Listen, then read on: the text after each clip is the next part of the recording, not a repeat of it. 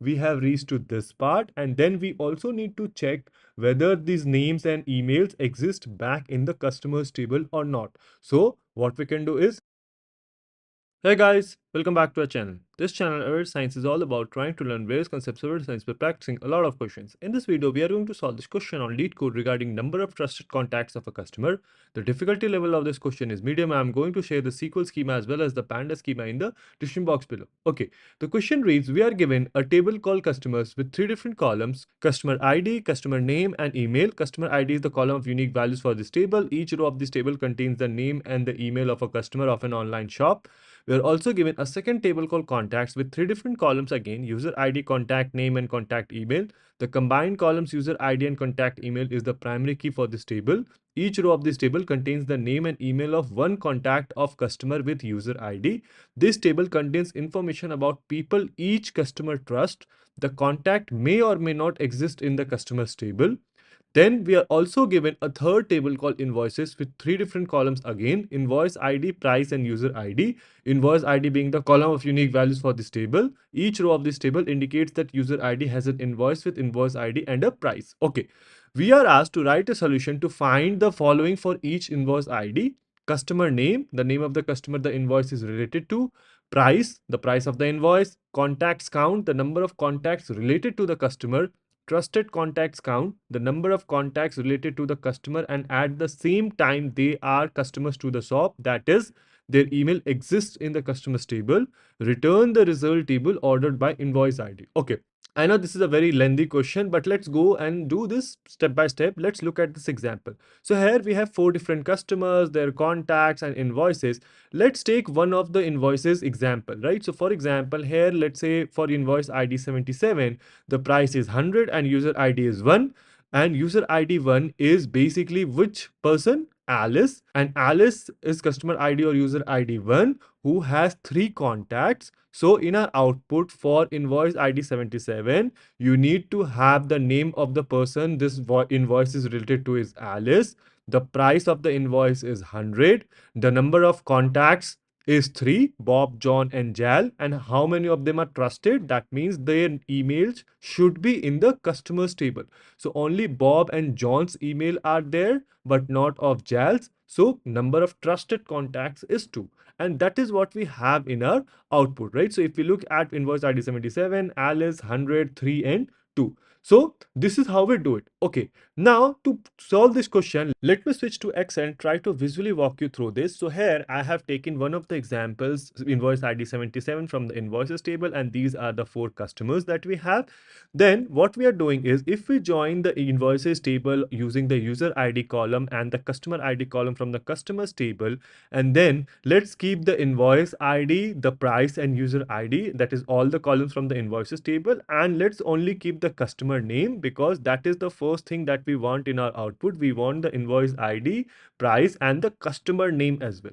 Okay, once we have that, then what we are doing is we need to get the number of contacts. So how can we get that? We can join this result that we got using the user ID column present in both of these, and then let's keep the contact name column. So here we have the contact name as well as the contact email column. Now what we need again is we need to make sure that to count number of trusted contacts, whether these contact emails are present back in the customers table or not. So what we can do is we can try to join the result that we have, right? So right now the result what we have is this much. Then we can join this back using the contact name and the contact email on the customers table and try to get the customer name and email from the customers table. So that is what we get. So for Bob and John, since it exists, so you got the Bob and John values. But since for Jal, nothing is present in the customers table, so you get null.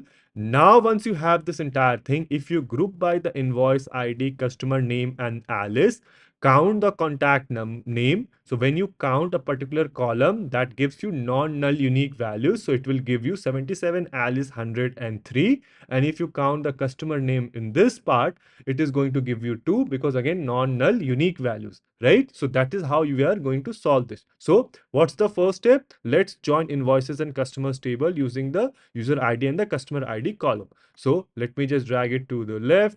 And then what we are doing is from this table called invoices aliased as I, let us go ahead and perform a left join of the customers table aliased as, let's say, C1 on I dot. So let's see on which column we are joining. User ID. I dot user ID is equal to C1 dot the customer ID part, right? So customer ID. And then what we are doing is, let us keep, firstly, what we need is we need the invoice ID, right? So let's keep I dot invoice ID. Then what we need in our output, we need the name of the customer that is coming from the customers table. So C1 dot customer name. Then what we need is we need the price again coming from the invoices table. So I dot price, and let's also keep the user ID column. So I dot user ID. Okay. So until now, where have we reached? We have reached to this part, right? Okay, now we need to join this thing back on the contacts table using the user ID column. So let us perform another join. So left join the contacts table aliased as C2 on I dot user ID is equal to C2 dot user ID. Why did we do I dot user ID? Because this user ID is coming from the invoices table, right? So I dot user ID is equal to C2 dot user ID. And let's keep the columns contact name and contact email, right? If you see, we have contact name and contact email. So let us keep the C2 dot contact name and C2 dot contact email column. So now where have we reached? We have reached to this part, and then we also need to check whether these names and emails exist back in the customers table or not. So what we can do is, let's perform another join. So let us do a left join of the customers table again aliased as C3 on, how are you going to perform the join? So here we have the customer's name and customer's email coming from the contacts table, right? So contacts is aliased as C2. So C2 dot contact name is equal to customers table customer name, right? So customers table customer name. So C3 dot customer name, and your email should also be present. So C2 dot customer email is equal to C3 dot email. Okay. And now what we are going to do is, let us keep from this join, what we are going to keep? We are going to keep the customer name and email from C3, right? So let us keep C3 dot customer name and C3 dot email. Okay, now once we get this, right, what we want for every invoice ID, customer name and price, right? So we can go ahead and do this, that hey, group by the first three columns, right? So let me just copy this here. So group by this, then obviously return me the thing that we want, and then we need in, so first three columns is sorted: invoice ID, customer name and price. Then we want contacts count. Contacts count is basically from the contact name, right? So contact name is coming from the contacts table. So let us see, contacts table is C2. So let us count this part, right? So let's remove I dot user ID because we don't need that. So count this column, and this should be aliased as contacts count. Then what we want is, we also need the trusted contacts count. And how can we do that? We can either count the customer name or the email coming from C3, right? So let us just count C3 dot customer name. So let me remove C2 dot contact email.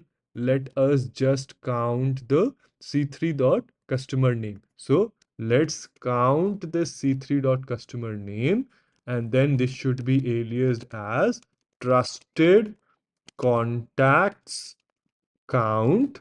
And then obviously we do not need c3.email, and this should also be ordered by invoice ID. So let us order by I.invoice ID. Okay, I think this looks good. Let me just run this. Okay, so if we look at this, this is accepted. If we look at our output, it is exactly same as expected output, right? So if we look at this, let me go ahead and submit to Swift pass all the test cases. This is accepted and this is how to it. So yes, tricky question because we had a number of joins that we had to do, but we took it step by step. That is, hey, firstly, let's join the invoices table and the customers table. Then that result is joined to contacts table. Then that particular result is joined back again to the customers table because we need the trusted contacts as well. So yeah, this is how we do it. Let me know if there's a better, more efficient solution to solve this question. Let the solution be in the comment section below, and I'll see you guys in the next video.